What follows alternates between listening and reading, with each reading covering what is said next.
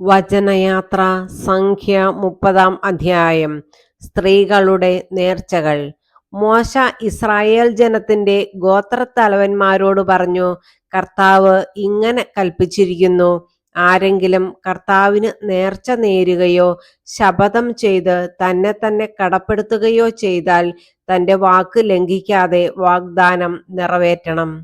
ഏതെങ്കിലും യുവതി പിതൃഗൃഹത്തിൽ വെച്ച് കർത്താവിന് നേർച്ച നേരുകയും ശപഥത്താൽ തന്നെ തന്നെ കടപ്പെടുത്തുകയും ചെയ്തിട്ട് അവളുടെ നേർച്ചയെയും തന്നെ തന്നെ കടപ്പെടുത്തിയ ശപഥത്തെയും കുറിച്ച് കേൾക്കുമ്പോൾ പിതാവ് അവളോടും ഒന്നും പറയുന്നില്ലെങ്കിൽ അവളുടെ എല്ലാ നേർച്ചകളും ശപഥത്തിന്റെ കടപ്പാടും സാധുവായിരിക്കും.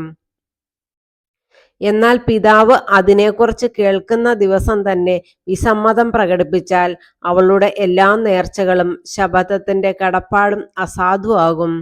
പിതാവ് വിലക്കിയതുകൊണ്ട് കർത്താവ് അവളോട് ക്ഷമിക്കും.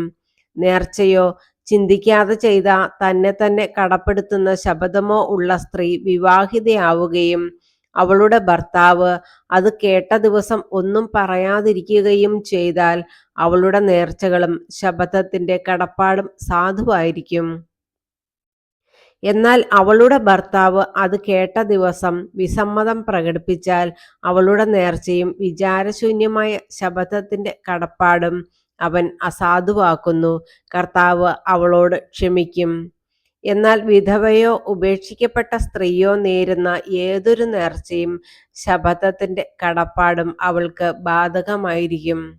ഏതെങ്കിലും സ്ത്രീ ഭർതൃഗൃഹത്തിൽ വെച്ച് നേർച്ച നേരുകയോ ശപഥത്താൽ തന്നെ തന്നെ കടപ്പെടുത്തുകയോ ചെയ്യുകയും അവളുടെ ഭർത്താവ് അത് കേൾക്കുമ്പോൾ വിലക്കാതിരിക്കുകയും ചെയ്താൽ അവളുടെ നേർച്ചകളും ശപഥത്തിന്റെ കടപ്പാടും സാധുവായിരിക്കും.